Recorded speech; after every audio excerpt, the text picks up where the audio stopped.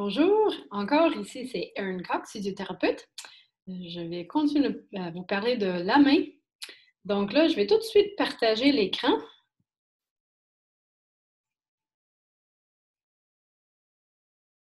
Donc le poignet et la main.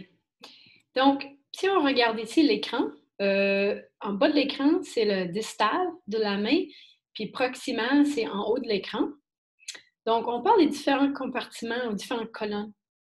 Donc là, dans le centre, ici, on a le radius, le lunatum, le capitatum et le troisième métacarpe. Donc ça, c'est la colonne centrale. Souvent, le reste de la main va bouger autour de cette colonne qui est plus stable. Ensuite, on a le latéral. On a une partie de la radius, mais le scaphoïde plutôt, le trapézoïde, le trapèze, premier métacarpe, et on a un peu le deuxième métacarpe aussi, qui n'était pas signalé ici, mais immobile aussi. Quand on va du côté médial, donc le côté ulnaire, on a l'ulna, pisiforme, triquetrum et l'amatum, puis le quatrième et cinquième métacarpe. Donc, le poignet. Fonctionnellement, le poignet est constitué de l'articulation radio-ulnaire distale, articulation radiocarpienne et le disque articulaire, articulation carpienne moyenne et articulation intercarpienne. Là, on va regarder l'articulation radio-ulnaire distale. Donc là, on parle de notre radial ulnaire distal entre le radius et ulna, par-dessus notre main. Donc, les surfaces articulaires. Il ne faut pas oublier qu'à l'autre bout, on a le coude. Donc, on a le radius et on a l'ulna. Du côté distal, donc vis-à-vis le poignet, on a l'incisure ulnaire du radius qui est en forme concave et la tête de l'ulna qui est convexe. Quel os, pensez-vous, est plus mobile entre les deux? Évidemment, la radius. Donc, souvent, on va parler d'une surface concave sur convexe lorsqu'on parle des mobilisations. Au niveau des ligaments, on a le ligament radio-ulnaire palmaire et dorsal, mais se confondent dans le complexe fibrocartilagineux triangulaire. Donc, le CFCT ou le TFCC en anglais, Triangular Fibrocartilaginous Complex, mais en français, on va dire complexe fibrocartilagineux triangulaire, CFCT, et le ligament interosseux. Donc, si on regarde le ligament radio-ulnaire distal, donc ici, c'est le radius, ici, c'est l'ulna.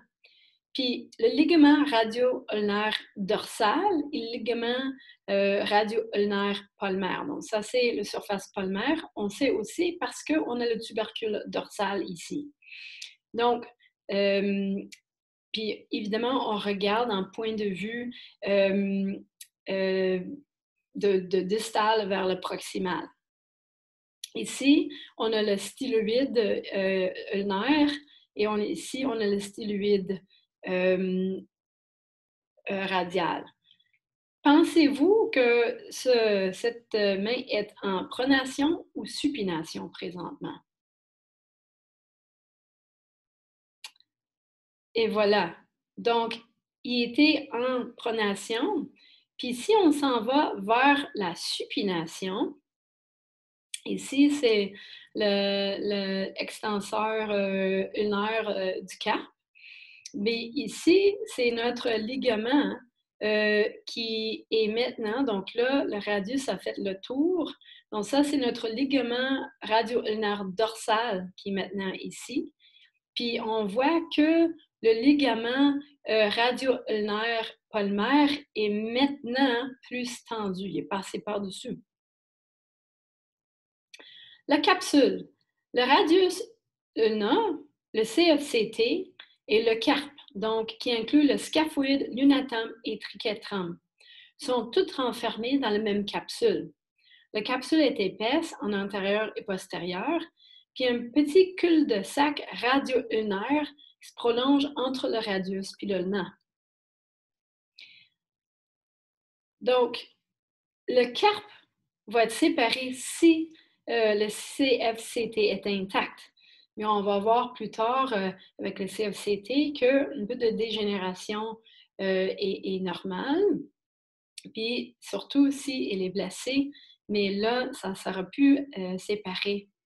Le cul de sacral lunaire se prolonge en proximal entre l'utérus et le ulna et est synovial.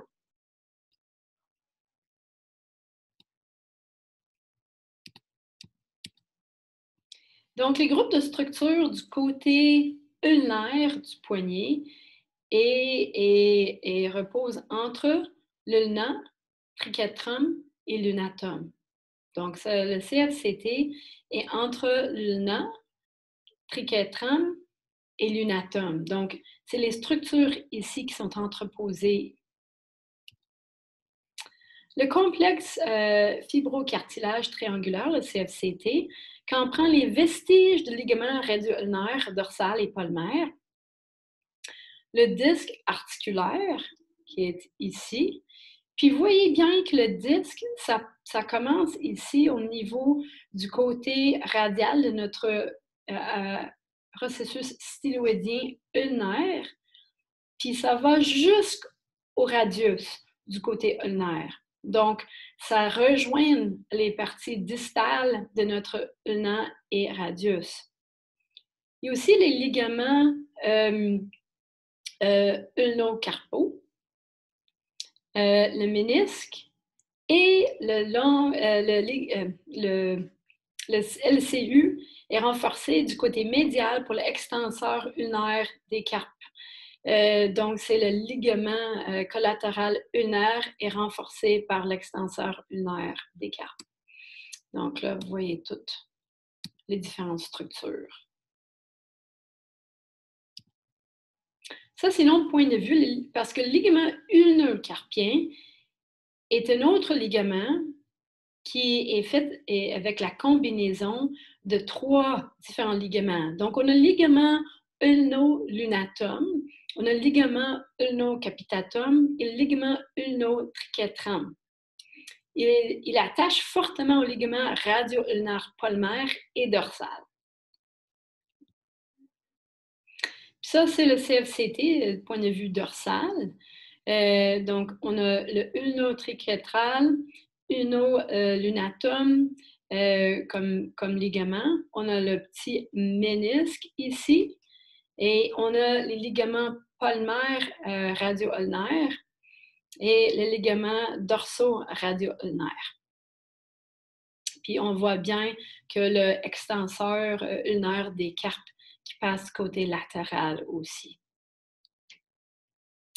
Le disque fibrocartilagineuse, comme j'ai dit, ça étend entre le styloïde ulnaire jusqu'au radius. Ici, c'est le point de vue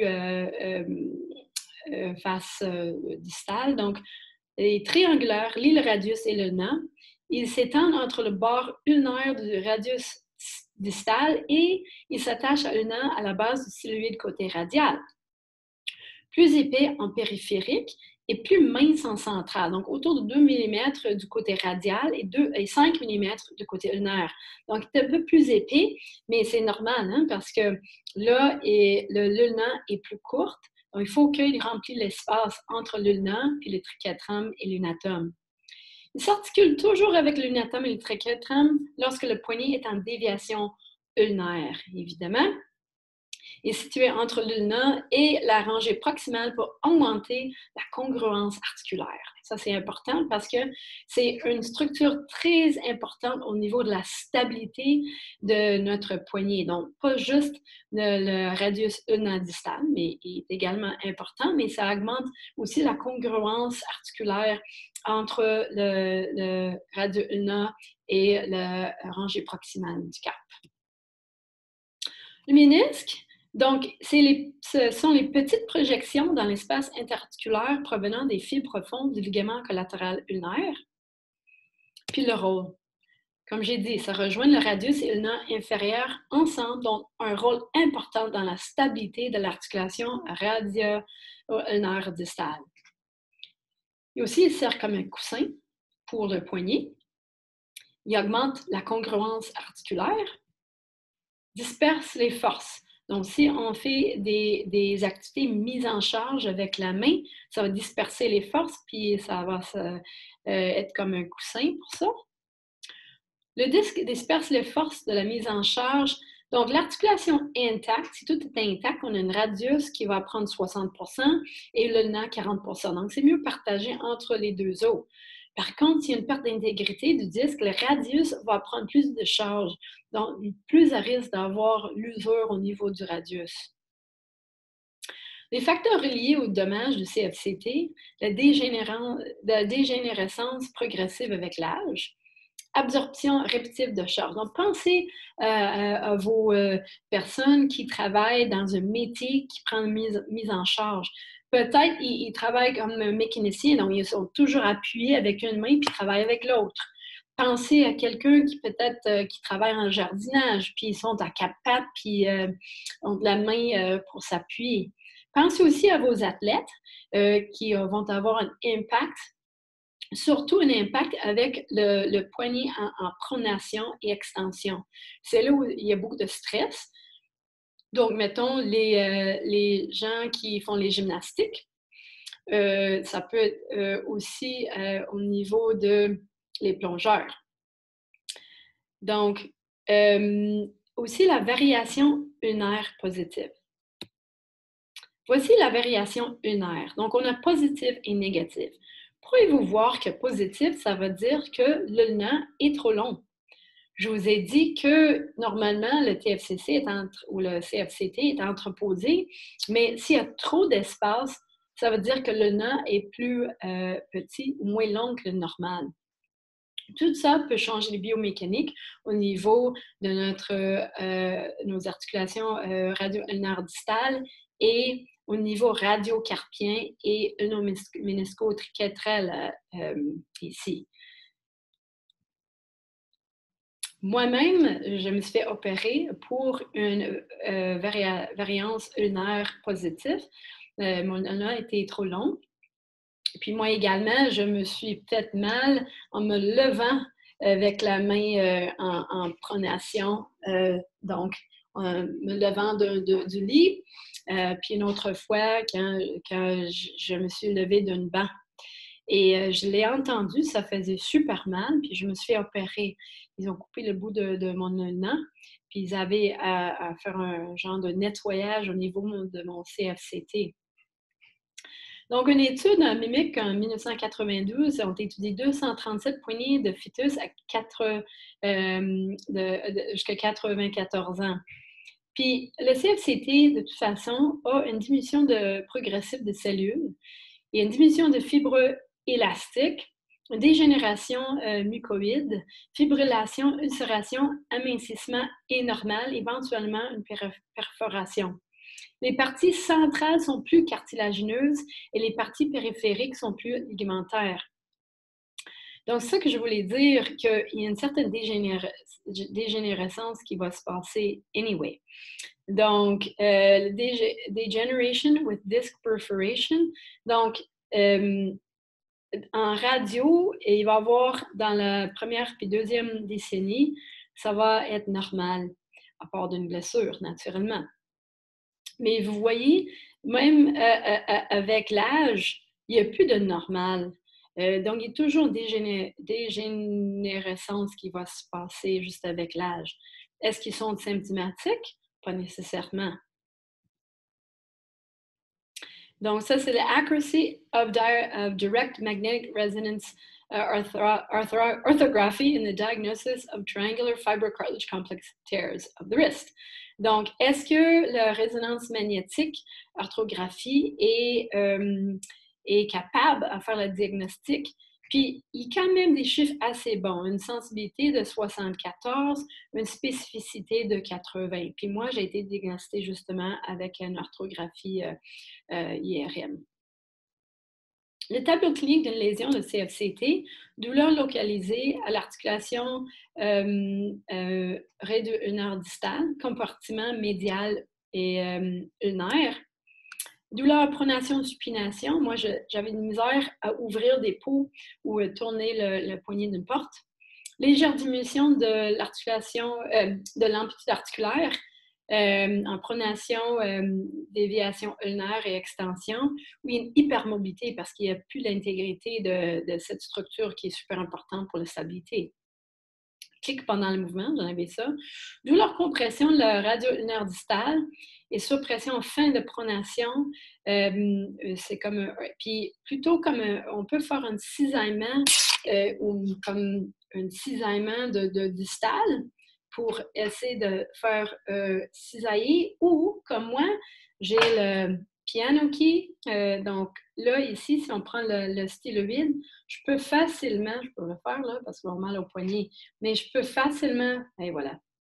Je ne sais pas si vous voyez là, clic, clic, clic, clic. OK, donc ça se déplace facilement, puis on entend un clic. Douleur à l'épreuve de mise en charge du CFCT, on a le press test. On va voir en présentiel les tests. Douleur à la déviation ulnaire ou extension résistée parfois aussi. Déchirure de CFCT, population athlétique, comme j'ai dit, les différents sports qui vont forcer au niveau de notre poignet. Aussi une chute sur la main, donc ça c'est une autre façon que je me suis fait mal aussi, ou un fracture de radius de l'ulna distal. Merci beaucoup.